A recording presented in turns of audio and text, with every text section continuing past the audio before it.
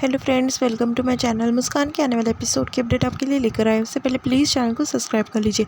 गायत्री जो है वो कहने लगती है कि मैंने फ़ैसला ले लिया है, अभी घर वालों से और रौनक और मुस्कान को जो है अलग रखा जाएगा, यानी रौनक और मुस्कान अलग रहेंगे। और वो उस हिसाब से कह देती है कि घर के नज़दीक वाला जो फ्लैट है वो मुस्कान और रौनक को दे दीजिए।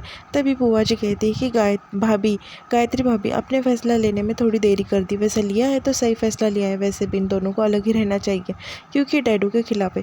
तभी रौनक कहता है कि माँ ये कैसे कर सकती हो तू, मैं कैसे रह सकता तेरे बगैर, हॉस्टल में भी गया था तो पता है ना 2 दिन में आ गया था। गायत्री जो है वो कुछ नहीं कह पाती, वो कहती कि रौनक बस मैंने फ़ैसला कर लिया है, अब मैं कुछ नहीं सुनना चाहती। फिर रौनक कहता है कि मेरा छोड़, मुस्कान ने तो अभी अभी अभी मतलब मुस्कान को माफ़ किया है और वो तुझे माँ मानती है ना, तो फिर ऐसा कैसे कर सकती है। गायत्री एकदम इमोशनल हो जाती है और रोने लगती है। उसे समझ में नहीं आता है कि वो क्या करे, पर वो फ़ैसला ले चुकी होती है बाद में। फिर रौनक कहता है कि ठीक है माँ, तूने फ़ैसला ले लिया है ना, तो हम दोनों जो है अलग रहेंगे। तू चाहती है ना कि हम यहाँ पर ना रहे, तो हम नहीं रहेंगे। मैं अभी मुस्कान को लेकर जो है यहाँ से चला जाता हूँ, पर तू माँ हमको दूर कर रही है। तभी वो कहता है कि वो कहती है कि ऐसा नहीं है बेटा, रिश्ते जो है टूट नहीं रहे हैं, बस दूर जा रहे हैं। फिर वो मुस्कान जो है काफ़ी इमोशनल होकर रोने लगती है। उसे बुरा लगता है कि गायत्री ने उसे दूर कर दिया है। फिर बाद में वो कहती है कि रौनक बस मैं दूर कर रही हूँ, रिश्ते तो वही है और रिश्तों में करवाहट ना बढ़े, इसलिए मैंने ये फ़ैसला लिया है। वैसे तुम मेरे पास ही हो, दूर थोड़ी किया है, रिश्ते थोड़ी तोड़े हैं, ऐसा जो है गायत्री कह देती है।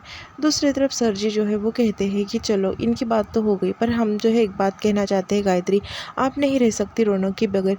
तभी जो गायत्री होती है वो कहती है कि मैंने फ़ैसला कर दिया है, आपने कहा था ना कि आप मेरे फ़ैसले के बीच में नहीं आएंगे। फिर सर जी कहते हैं कि ठीक है, पर मैंने एक बात सोची है और एक बात देखी है, हमारी बेटियाँ रानी जो डॉली है वो विक्रम को पसंद करती है, ये बात जो है हमें समझ में आई है और हम डॉली से पूछते हैं। तभी सर जी जो है डॉली के पास जाते हैं और डॉली से पूछने लगते हैं कि तुम विक्रम को पसंद करती हो क्या, हम कल जाएंगे उसके घर पर रिश्ता लेकर। तभी डॉली कहती कि कोई ज़रूरत नहीं है पापा, उसने हम आपके ऑफिस पर रेड पड़वाई है, मैं अभी नहीं करती उसे पसंद। तभी सर जी कहते हैं कि वो उसका काम था बेटा और वो अपना काम ईमानदारी से कर रहा था, ये बात छोड़ो, हमको बताओ कि आप उसे पसंद करती हो क्या। तभी वो कहती कि हाँ। फिर सर जी कहते हैं कि ठीक है बेटा, आप अगर उन्हें पसंद करती है तो हम कल ही उनके घर पर रिश्ता लेकर जाएंगे, ऐसा जो है सर जी डॉली से कह देते हैं। तभी डॉली कहती है कि ठीक है। सर जी कहते हैं कि ठीक है गायत्री जी, आपने एक फ़ैसला ले लिया है तो हमने भी एक फ़ैसला किया है, जब तक हमारी बिटिया रानी की शादी नहीं होती, विदाई नहीं होती, तब तक रौनक और मुस्कान कहीं पर नहीं जाएंगे, हमने फ़ैसला कर दिया है। तभी सब सुन लेते हैं। बाद में जो गायत्री है वो देखने लगती सर जी की तरफ और फिर सर जी जो है दिल के दिल में सोचते हैं कि मैं मुस्कान और रौनक को जो है दूर नहीं कर सकता, क्योंकि पीछे क्या प्लान करेंगे मुझे पता नहीं है और उस विक्रम को भी ठिकाने पे लगाना है ना, तो ये करना ज़रूरी है, ऐसा कहते कर सोचते हैं दिल में। और वो डॉली के जज्बातों के साथ में खेल रहे होते। फिर डॉली से पूछते हैं कि विक्रम को क्या पसंद है। तभी डॉली कहती है कि विक्रम को आम काफ़ी पसंद है। फिर वो सोच लेते हैं कि क्या प्लानिंग करनी है विक्रम को फंसाने के लिए। मुस्कान और रौनक बाहर जा रहे होते हैं। तभी मुस्कान चलने लगती है और काफ़ी उदास हो जाती है। बाद में रौनक से कहने लगती है कि रौनक जी, मैंने कभी सोचा नहीं था कि इतनी बड़ी कीमत चुकानी पड़ेंगी हमें, घर वालों से ही दूर होना पड़ेगा सर जी की सच्चाई लाने के चक्कर में, सामने लाने के चक्कर में। अभी तो मुझे लगता है कि सच्चाई कभी सामने नहीं आएंगी, ये दबी की दबी रह जाएंगी। और देखा, हम सब परिवार वालों से दूर हो गए रौनक जी, मुझे काफ़ी बुरा लग रहा है बारे में। तभी रौनक मुस्कान को समझाते हुए कहता है कि मुस्कान तुम फिक्र मत करो, सब कुछ ठीक हो जाएगा। वैसे सच्चाई ज़्यादा दिन छुपती नहीं है और सच्चाई जो है हीरे की तरह होती है, उसके ऊपर कितनी भी मिट्टी आ गई, जब मिट्टी उड़ जाती है तूफान हवा से, तो फिर बाद में हीरा जो है उसका निखार जो है सब तरफ चमकता है, हीरा चमकता है, वैसा ही होगा। देखो अभी टाइम चल रहा है, जिस दिन तूफान आएगा सब जो है मिट्टी उड़ जाएंगी और सर जी की सच्चाई जो है सामने आ जाएंगी। भरोसा रखो मुस्कान, सब कुछ ठीक हो जाएगा। रौनक जो है मुस्कान को समझा कर कहता है और उसे एकदम कॉन्फिडेंट दिखाता है कि तुम फिक्र मत करो और हम नहीं होंगे दूर परिवार वालों से, हम साथ में ही रहेंगे। मुस्कान को ऐसा कहता है और कहता है कि सब कुछ ठीक हो जाएगा। मुस्कान को काफ़ी तसल्ली देता है। वो कहता है कि हिम्मत नहीं हारनी, हमें कोशिश करती रहनी है।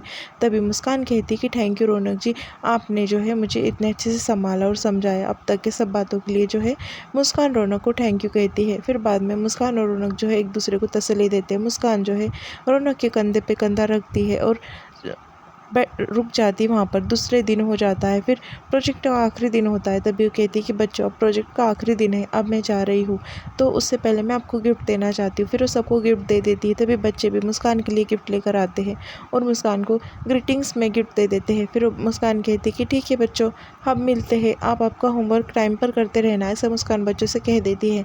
दूसरी तरफ परिवार वाले जो है विक्रम के घर पर जाते हैं रिश्ता लेकर।